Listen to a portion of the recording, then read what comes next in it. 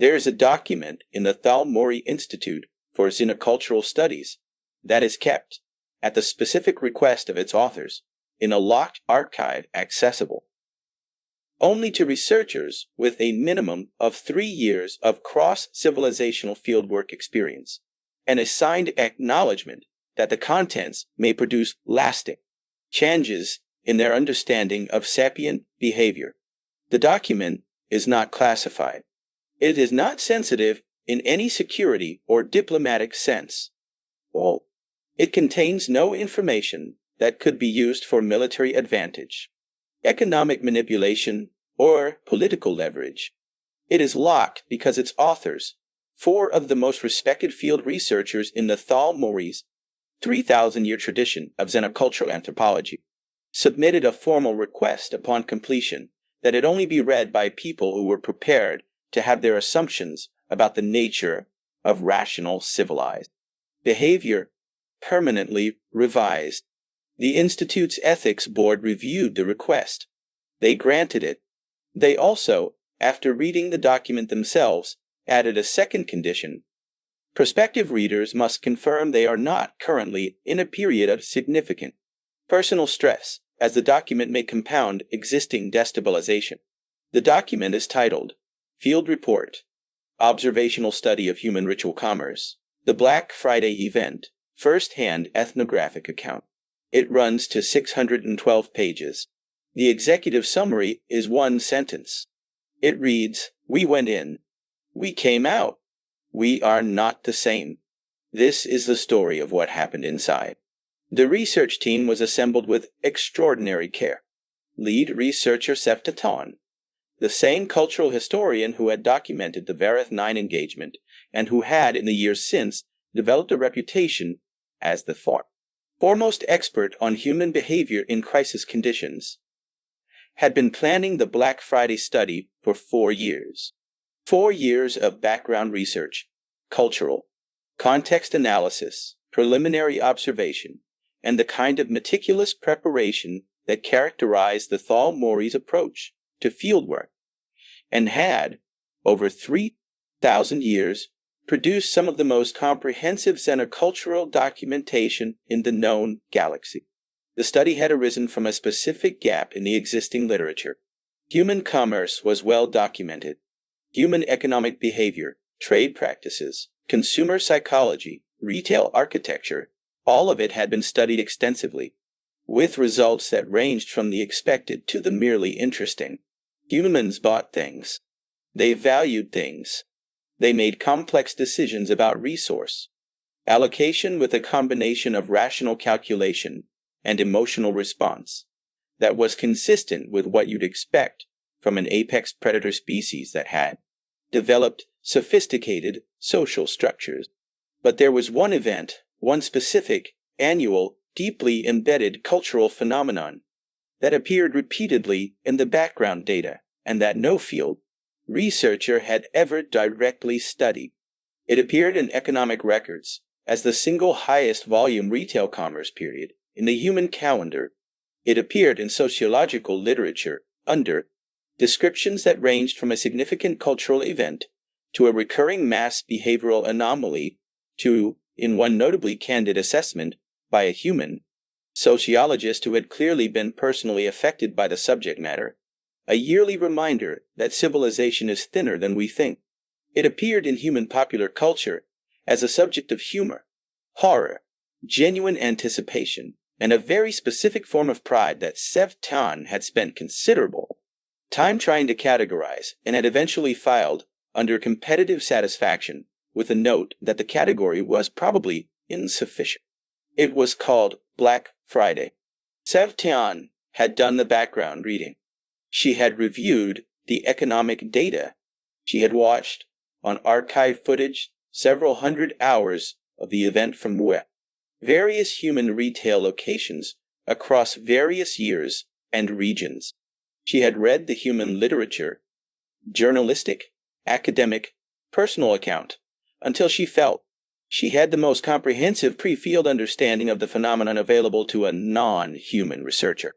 She had, she believed, prepared adequately. She had not prepared adequately.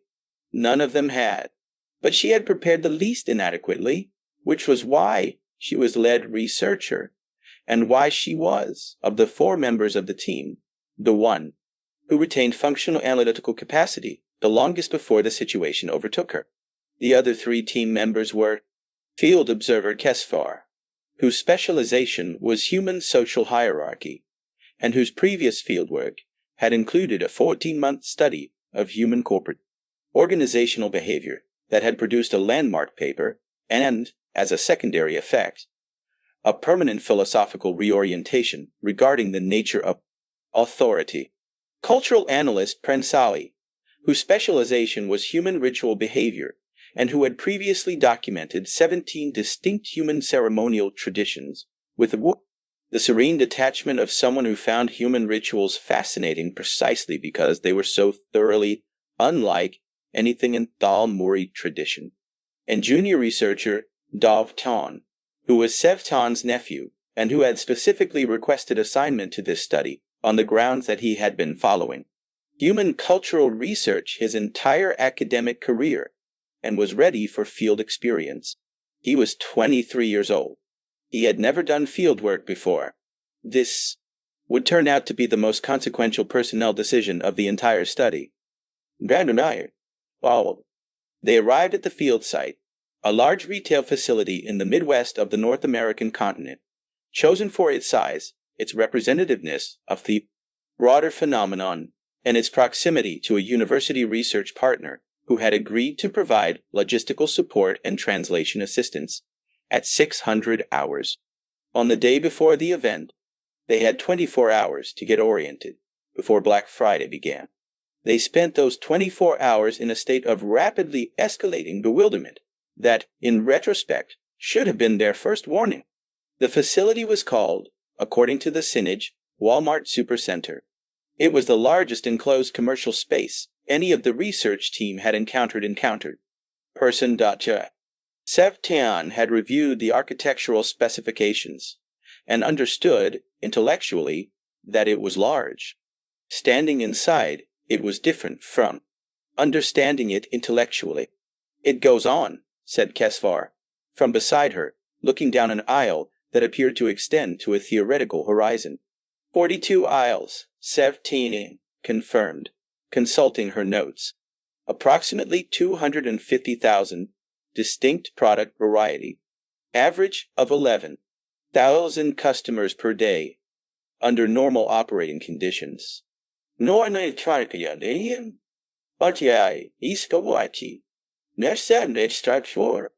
tomorrow? Prensali asked. "Yeah, estimates vary," Septon said, in the careful tone of someone who has read an estimate and has been sitting with it long enough to find it unsettling.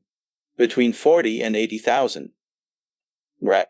The silence that followed had a specific quality. Dovtan, who had been walking slowly down the nearest aisle with the expression of a being encountering a new concept in real space for the first time, reappeared holding a box. The box contained a device whose purpose he had not yet determined. It was bright orange. It had multiple attachments. It was on sale. "This is 18% off its usual price," he said. "Today. Just today. Not tomorrow. Tomorrow it's a different 18% off."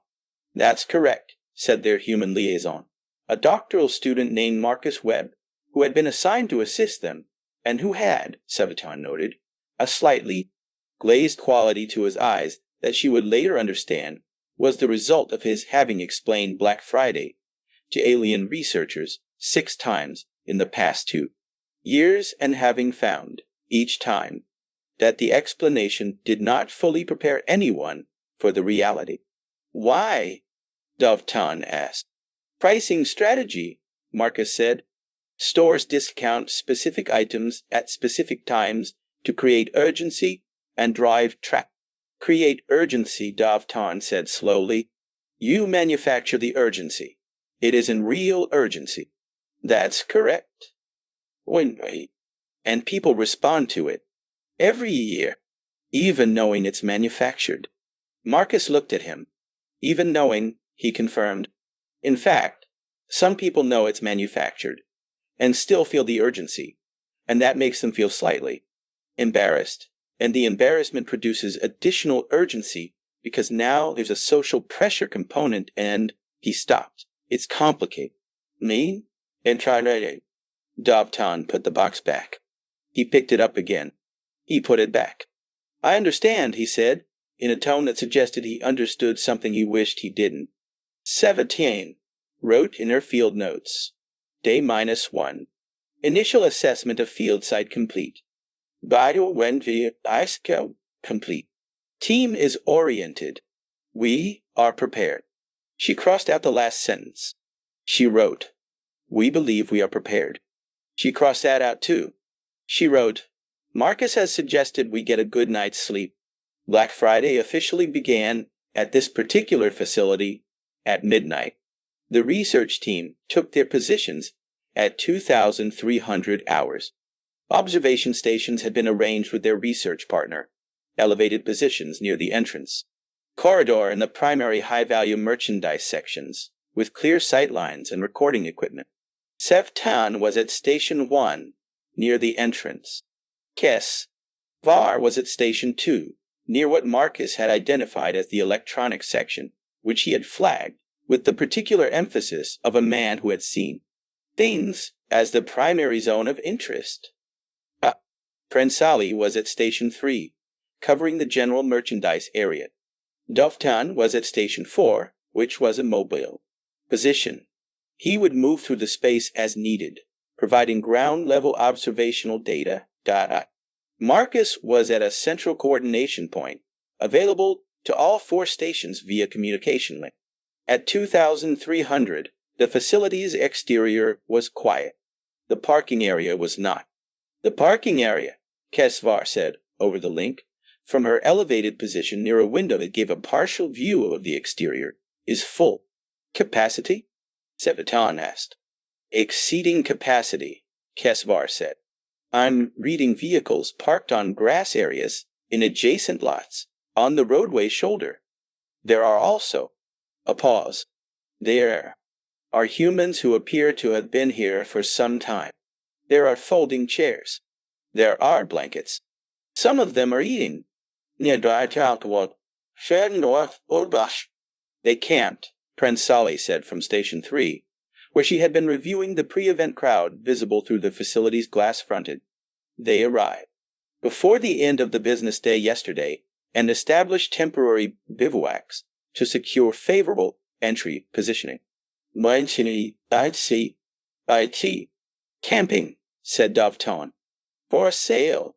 For a 65-inch television at 40% off, Marcus said over the link, in the voice of a man who had made peace with this years ago. The television normally retails at $1,400. At 40% off, it's $840. By camping overnight, participants can secure their place in the entry queue and increase their probability of obtaining one of the limited quantities available. How many units are available? 17 asked. 12, Marcus said. The 4 researchers processed this simultaneously. There are, Dovtan said carefully, approximately 300 people in the queue. Yes, Marcus said. And 12 televisions. Yes. And they are all? They have all? They spent the night. Some of them have been here since 4 in the afternoon yesterday, Marcus said. That's about 8 hours. Some of the regulars come earlier. There's a gentleman near the front, third from the door, green jacket. Marcus squinted at his monitor. According to our records, he has attended this event at this facility for 11 consecutive years. The silence on the communication link had a new quality. Has he gotten a television? Dovtan asked. 7 times, Marcus said. What does he do with 7 televisions? His family has a lot of televisions, Marcus said. Also, I believe he gives some away. He considers it a matter of principle at this point. Sevtan was writing very quickly. At midnight, the doors opened. Sevtan's field notes for the first 2 hours of the event are the most comprehensive of the 4 team members' records, and are also her colleagues have noted the most technically precise, the kind of documentation that came from a researcher deploying every tool of her training in real time, because the alternative was experiencing what she was witnessing without the buffer of professional apparatus. And the professional apparatus was the only thing standing between her and a response that she was not sure she could categorize. The entry queue entered the facility at a speed that her instruments recorded as approximately 4 times the normal pedestrian flow rate for a space of this width. This was not running. It was not technically a stampede.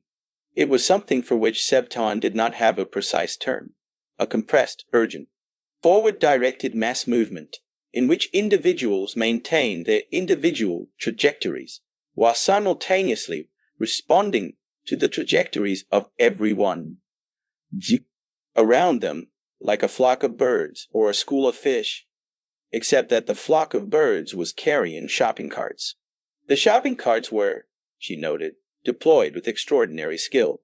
Humans who had been waiting in the cold for up to 8 hours were not, upon entry, disoriented or fatigued.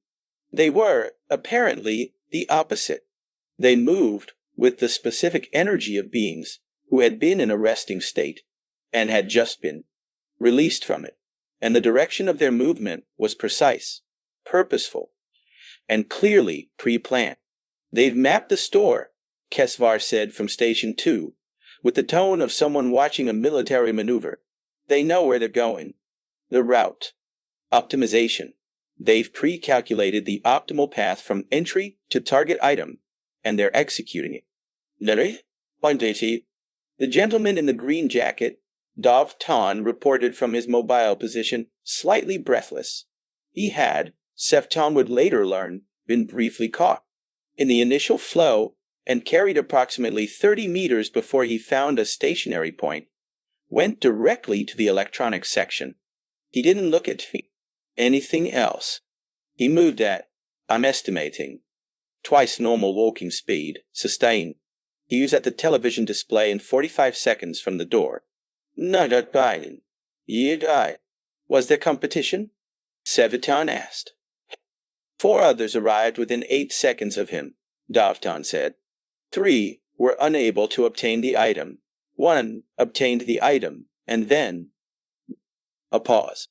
Not in cell and done. Then experienced a secondary negotiation with another human who had arrived simultaneously and had a hand on the box. Nah, Sieg. How was the negotiation resolved? They both had a hand on the box, Davtan said, for approximately 6 seconds. Dahlia, it woke, would you know, or a pea. And then one of them let go, and the other one took the box, and they exchanged a look.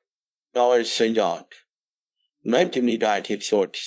saying, wait, what kind of look?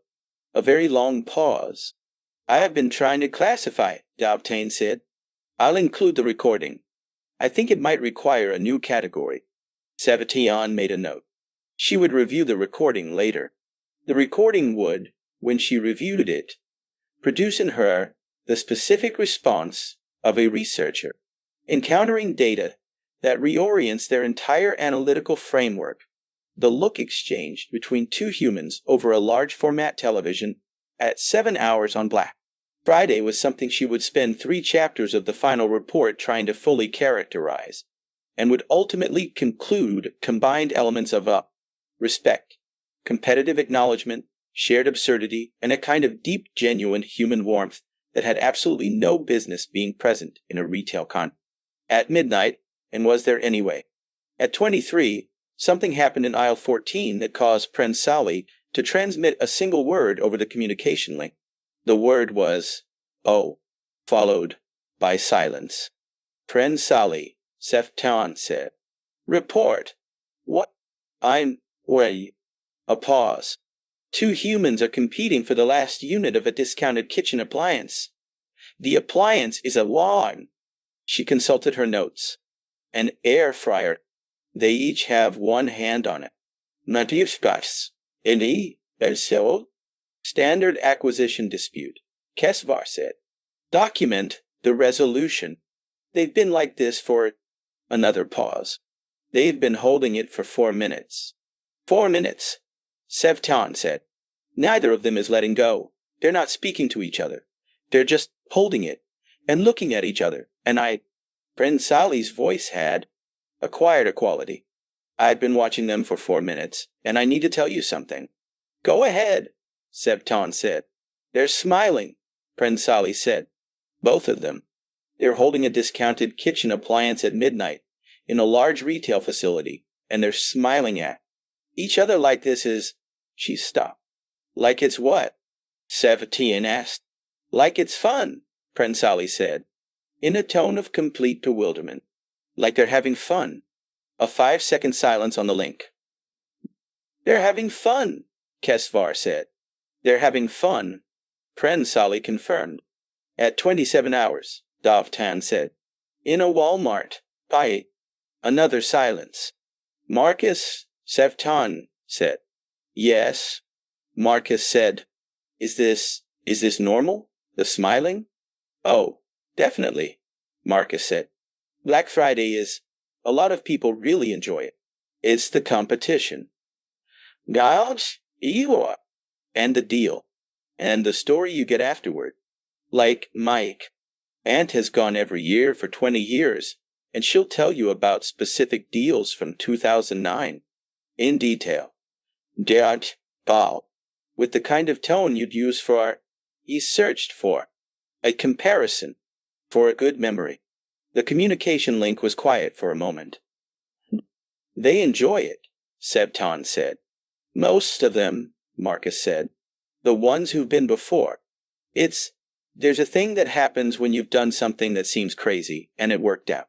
You want to do it again. You want to do it every year. You want to tell people about it. They're making memories, Friend Sally said.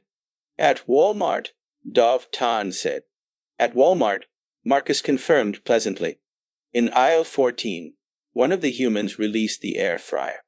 The other one took it. They exchanged a few words. Well, Friend Sally, whose translation equipment was active, recorded the exchange.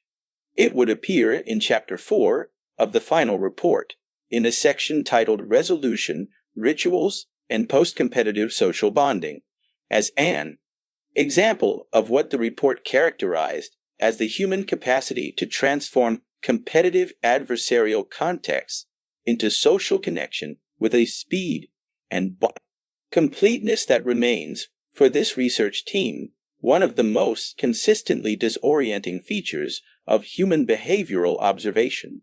The exchange, translated, was. Nice try. Next year. They were both still smiling.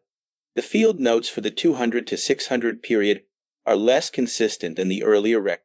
Sevtan's notes remain precise, but become, progressively, more personal in register. The objective observational voice giving way, by degrees, to something more direct. Kesvar's notes, from 300 onward, contain several entries that are simply observations with no analytical framing attached, which was unusual for a researcher of her experience, and which she would later describe as a period of analytical saturation, during which the data was arriving faster than it could be processed.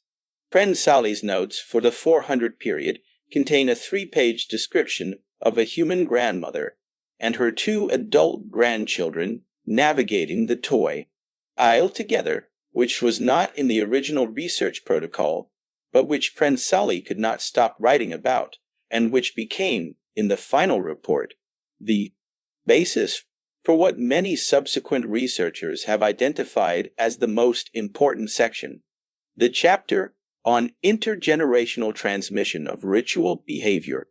Dovtan's notes for this period largely ceased to be notes in any formal sense.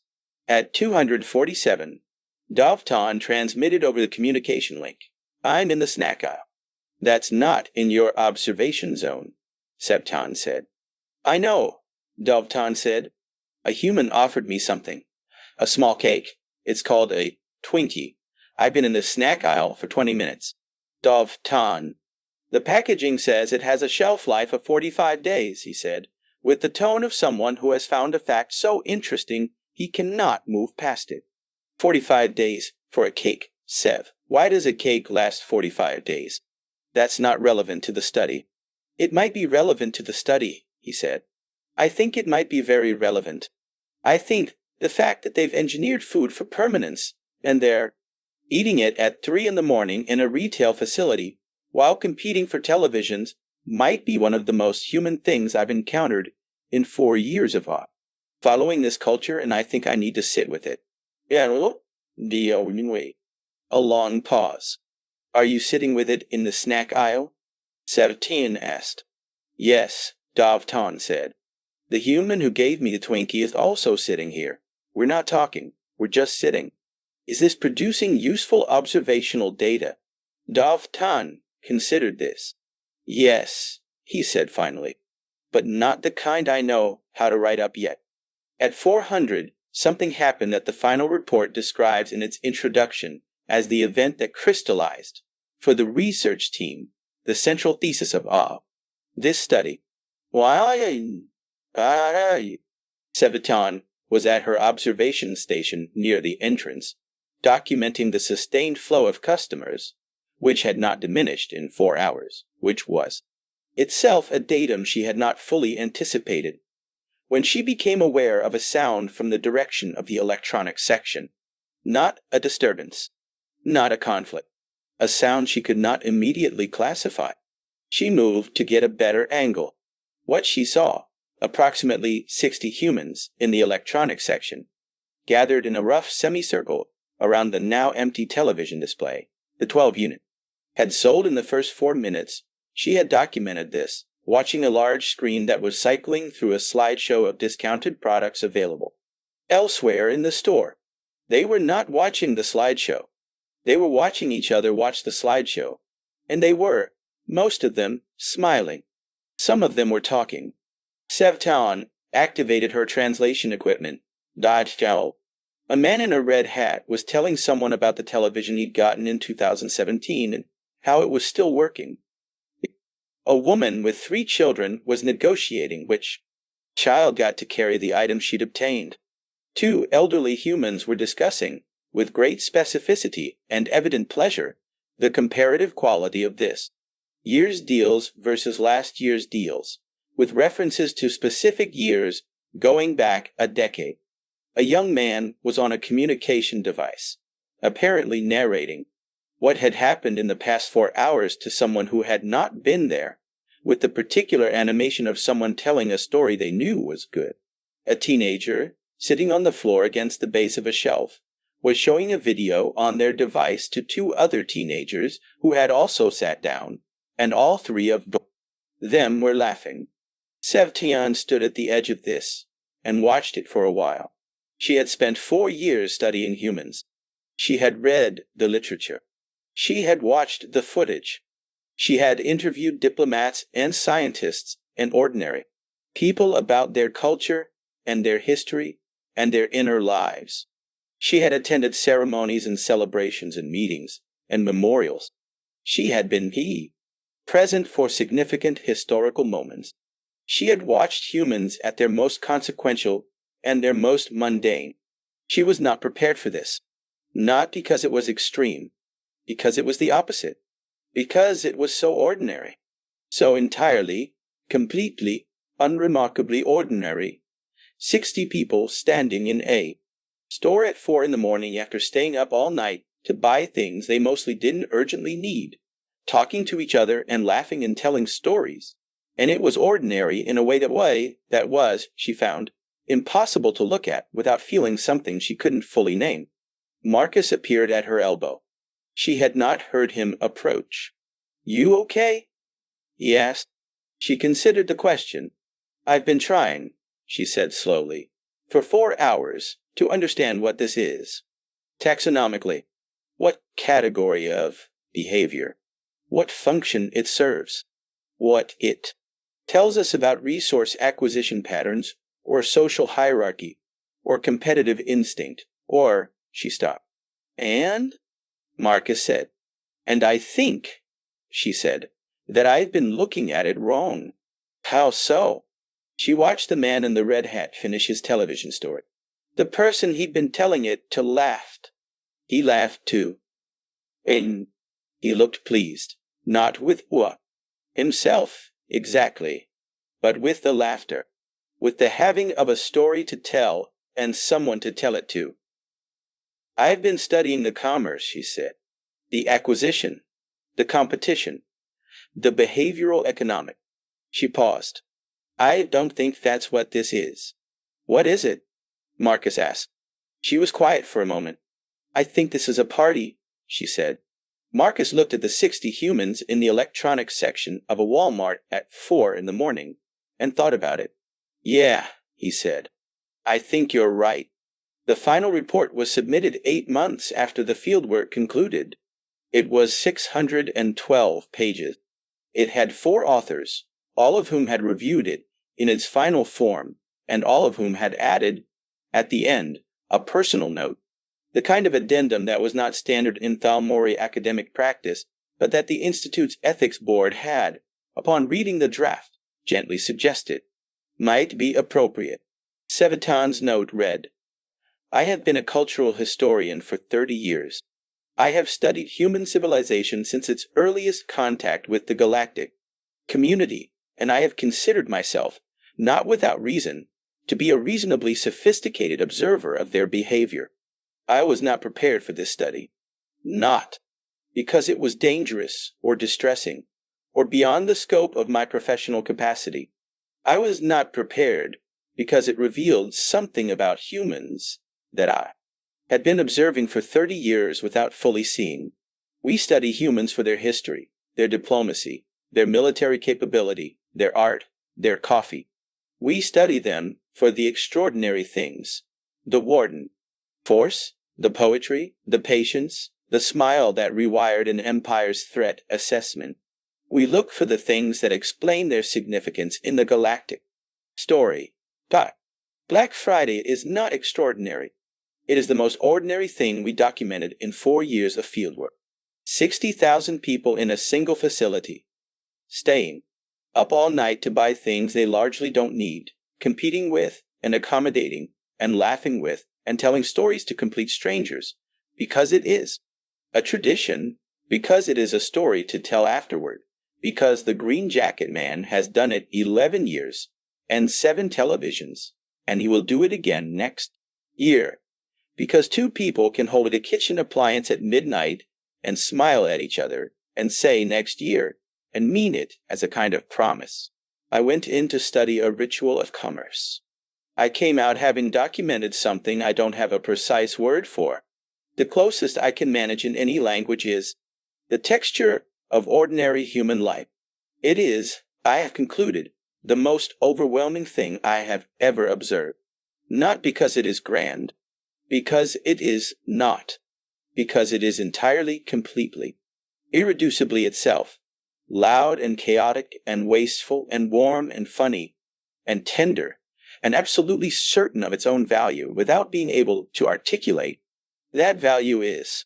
We should all be so certain. Kesvar's note was shorter. I study human social hierarchy. I went to Walmart expecting to find hierarchy. I found it, briefly, at the electronics section, in the first 45 seconds. After that, for the remaining 5 hours and 15 minutes, I found something that social hierarchy theory has no adequate framework for. A situation in which strangers consistently chose connection over competition, not because competition was unavailable, but because connection was more interesting. Whoa. I have revised my primary research framework. This is not a complaint. Friend Sally's note was the longest, and was largely about the grandmother and her grandchildren in the toy aisle, and about what it meant that species had built a ritual that transmitted, across generations, not just behavior but the specific quality of enjoyment, the particular flavor of this particular kind of collective human chaos. as something worth passing on, as inheritance, as love. Dov Tan's note was 4 sentences. I was in the snack aisle from 247 to 341. The human I met there is named Carl. We have been in correspondence since the study concluded. He sends me Twinkies. I send him Thal-Mouri pastry. We are both of the opinion that the other civilization makes the better version, and we are both wrong, and neither of us is going to admit it, and I think this is what humans mean when they say friendship. I have signed up to do the study again next year. I think Seftan will come too. I think in the end we all will. In a Walmart supercenter in the Midwest of the North American continent, at 600 on the morning after Black Friday, the overnight floor crew begins its work. The shelves that were full yesterday are empty or rearranged. The floors carry the evidence of 10 hours of extraordinary commerce. The cart tracks, the scattered price tags, the occasional forgotten item left on a shelf it wasn't supposed to be on. The man in the green jacket loaded his television into his car at 12. He was home by 130. By 200, he was asleep. He will be up by 700, and he will have the red television set up by noon, and someone will come over to watch it, and he will tell the story of how he got it, and the story will be, as it always is, slightly more dramatic than the reality, the competition a little fiercer, the timing a little closer, the victory a little more complete. And someone will listen to the story, and they will laugh at the right places, and they will say, "Did you really?" And he will say, "I really did." And that is the story, not the television. The story about getting the television. The story that will be told every year, refined and polished with each telling, becoming more itself with every repetition, joining the archive of all the other stories that humans carry with them from the ordinary chaos of their ordinary lives, the stories that say, "I was there, it was like this, it was ridiculous, it was wonderful, I would do it again." Somewhere in a Thal-Mouri Research Institute, in a locked archive, a document waits for researchers who are ready for it. It says in 612 pages what Dov Tan said in 4 sentences. Humans are overwhelming, not because of their history or their capability or their patience or their courage or their art or their coffee or their 9,000-year border operations or their 200-year covenant provisions or their poetry that breaks empires or their toddlers that win trade agreements or their rickrolls that accidentally start philosophical movements, because of how completely they are themselves. At midnight, T.